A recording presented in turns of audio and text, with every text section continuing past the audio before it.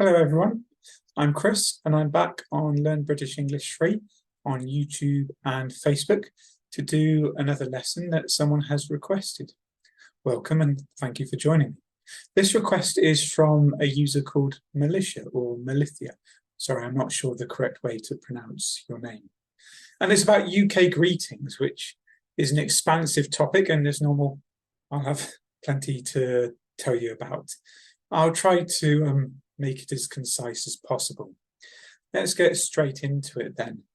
I want to start verbally, but I will mention non-verbal ones as well before I forget.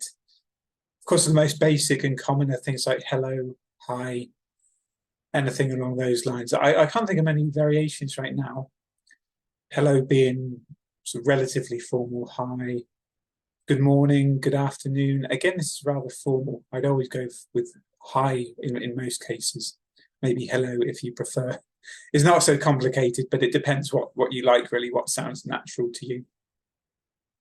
And non-verbally, actually, why don't we go there now?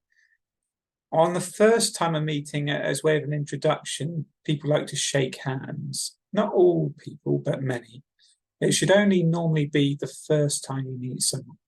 Some people I know like to do it often. Like most times they meet someone, even if they know them before, but that's very unusual in my experience. Things like kissing on the cheek, that kind of stuff, is not so popular with British people, as you may know. Much more popular with people from other countries in Europe, some of the other countries in Europe, at least, but not so much here, especially not with me, if it helps.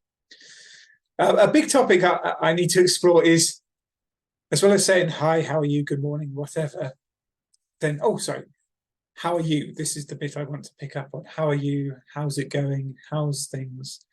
Variations of this. Although and this is a topic that you may have come across a lot before, although we ask it, we rarely want a detailed answer. This is a rather unpleasant side of British formalities. Might be how are you, on the assumption the other person will say fine, thanks, how are you? The transaction becomes completely meaningless. And we don't normally want to hear about any stories if they're anything less than fine. So this is something to be careful about. Another good example is when writing emails. It's the same thing, like how are you when you start an email, or I hope you're well, which again is in most cases is completely meaningless because no one cares, to be honest. I believe that's the same in other English-speaking countries. A lot of people have that habit. I've actually stopped it recently. Another thing you can try verbally is when saying how are you or how's it going, instead of asking the question with a rising intonation, how are you?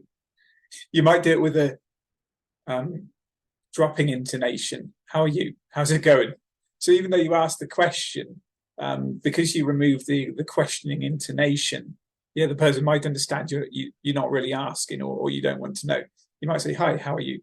And that might not necessarily encourage or welcome a response even.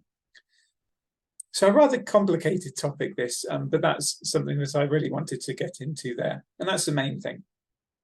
In terms of when it's time to leave or part, goodbye, bye, and see you tomorrow, see you whenever.